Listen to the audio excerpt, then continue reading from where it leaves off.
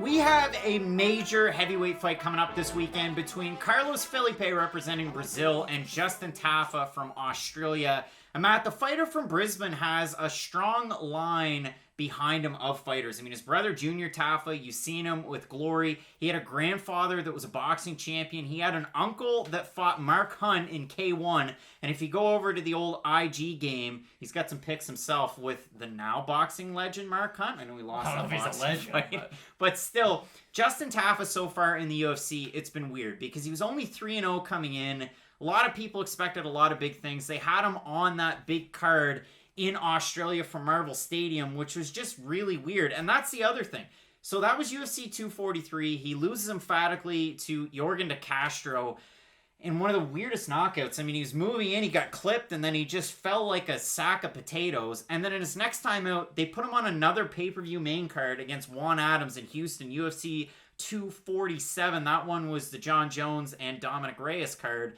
It's weird that you'd have a fighter that's 3-0, let alone 3-1 on two main card pay-per-view bookings or opportunities. Now we have him on the prelims of a fight night, leveling out a little bit, and he's going to be taking on Carlos Felipe. And Matt, straight up, I was surprised that the UFC stuck with Carlos Felipe because they signed him a few years ago, and then he had a USADA issue. He was out for quite a while. If you go back to his third to last fight, it was 3 years and 7 months ago when he fought Sandro Becerra and knocked him out. And Carlos Felipe is a boxer. You know him as a boxer. If you watch his fight against Yorgan de Castro, he bitched and complained when he had his back up against the cage, but also couldn't push himself away from the cage. And in his fight against Sergey Spivak, which was his UFC debut just about 6 months ago, it was one of those ones where the first two fights were somewhat competitive. The third round was not competitive at all. Sergey Spivak took him down, controlled him for just about the entire round, and it was a 10-8 for most judges. So if you look at the scoring in that fight, two judges scored at 29-27 Spivak,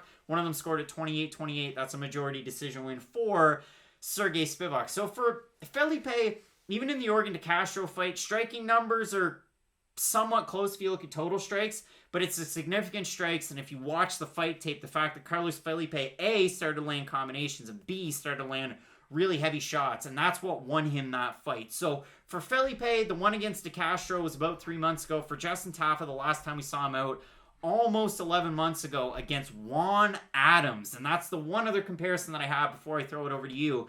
If you look at the fight that Justin Tafa had against Juan Adams, it's going to happen. When you're a heavyweight that's 6 feet tall, you're going to happen to fight a lot taller opponents. Juan Adams is one of the biggest heavyweights you're going to find, and it was a Juan Adams that had switched things up. Also, he's the hometown guy in that fight, so a lot to prove. That's why they had him on that pay-per-view. And it was weird because he went over to Jackson Wink. He was living close by, like really dedicating himself to the craft, almost like a Greg Hardy type story. He went in there and started to fight a little bit like John Jones. That was all Joe Rogan could talk about, but he went in there putting his fingers out, really looking like he was seeing in the dark, and Justin Tafa just closed distance, knocked him out. So for Justin Tafa, he can definitely prove himself against longer opponents. There's a big experience gap here, but it's not really that big of an experience gap because one guy has 10 pro fights, one guy has 5 pro fights. It's a tricky one here. Somebody's probably going to get finished, though. So in a fight between Justin Tafa and Carlos Felipe, we managed to talk about Juan Adams more than either one of these two fighters, so I'm going to tell a little Juan Adams story since we're here. I was friends with 2 people on Pokemon Go, my best friend Colby and Juan Adams of all people. Just a little fun fact about your boy Matt Allen at Fight Night Picks. Shout out to Juan Adams. So this fight is very interesting. I think the opportunity is going to be there for Justin Tafa to knock out Carlos Felipe. Carlos Felipe has one of those kind of brooding forward heavyweight striker styles where he fights like a worse version of Ben Rothwell. And again, we're going to get some B-League comps out of both these guys. Justin Tafa is just tied to Ivasa. We just haven't seen how bad his ground game is yet. Because Justin Tafa, he goes in there, he's not a very high volume puncher. A lot of guys at heavyweight aren't. But he relies on that one-punch knockout. And yes, he can land it on some guys. He can land it on Juan Adams, I should say. Juan Adams isn't a guy who has very good A, striking defense, or even B, really just good cage awareness. And for Carlos Felipe, if he is getting backed up, he was able to get backed up by de Castro. You brought that fact up many times pre and post filming. But again, that fight was, Yorgan de Castro was exhausted in that fight, and that was his only real option. Yes, you can say, well, Felipe should be able to get his back off the cage, but when your opponent's only objective is to get your back to the cage and not do anything with it, you have a bit of a free pass from me. And the work that Felipe was doing up until that third round was really positive. He did He has a weird style because he's not going to go out there and get you knockouts. He does strike a little bit like Tanner Boser did before Boser started getting some finishes himself. But with Felipe, he does have an underrated ground game. And yes, Sergey Spivak was able to out-grapple him. But Sergey Spivak is a very good MMA grappler, especially when he is able to get top position. And that's really what this fight comes down to. If Carlos Felipe gets top position on Justin Tafa, he's going to dominate him. He's going to ground and pound him. He's probably going to get like a head and arm choke and finish him. If Justin Tafa gets on top of Carlos Felipe, nothing's going to happen. Like, Carlos Felipe is going to be able to scramble. He will be able to get back up to his feet. So it comes down to, do I like the skills of Carlos Felipe? Not really. Or do I like the skills of Justin Tafa and his ability to get that one-punch knockout?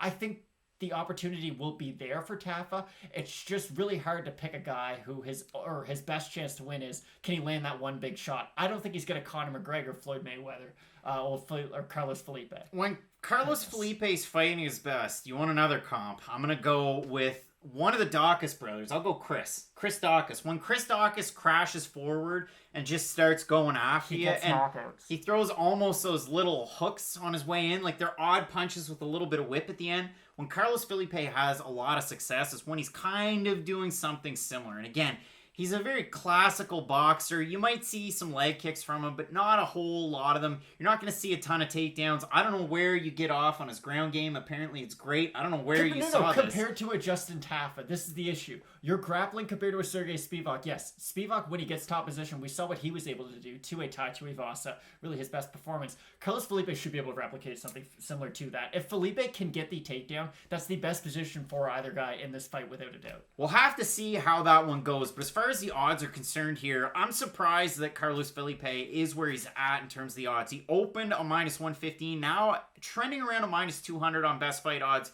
For Justin Tafa, open a minus 105. He's now at a plus 163. Over on Tapology, that's where it gets very interesting, because if you have a look at it right now, 1,031 total votes. We're splitting hairs here, but they're basically 50-50. It shows 50-50. So for Tafa, 80% of voters think he's going to win by knockout. For Felipe, 48% say decision, 43% say he's going to win by knockout. Again, I expect a knockout, but again, if Felipe's going to win, like those voters have said, there is a good chance that he does win by decision. He just outlasts Tafa. He outvolumes him in the rounds. And maybe Tafa gets, a little happy as the fight goes on. His corner's going to tell him, hey, you got to finish this one, because that volume from Felipe could get to him. Maybe Tafa leaves himself exposed and Felipe is able to hit him. But Justin Tafa, kind of one of those classic heavyweights where we're coming from a southpaw stance. We got a really good left hand. He's got a really good right hook as well, but that left hand is great. It's just when you're trying to crash distance, we saw it in the fight against Yorgan de Castro. Now, is Yorgan de Castro the best heavyweight of all time? Well, the fight against Greg Hardy was weird. The fight against Felipe was weird. The fight against Tafa was not. But if you want to go back, please look at Yorgan de Castro's amateur record, because again, that's the common thread that ties these guys together. Not the best fighter in the entire world. Kind of a surprise that he ended up in the UFC. I know he had that great win on Contender Series, and that's how he punched his ticket, but not really the greatest of litmus test. For these two guys, it is really tricky. This is an incredibly volatile fight if you were thinking of adding it to a parlay. I'm staying away from this one totally and completely. But again, I'm going to go with the guy that throws the straight shots, that has the cardio to last, and has twice the experience in a cage. I'm going to go with Brazil's Carlos Felipe in this one, somewhat reluctantly. So I think the win expectancy rate for this fight, like in the first round, Justin Tafa's at like a 72% probably.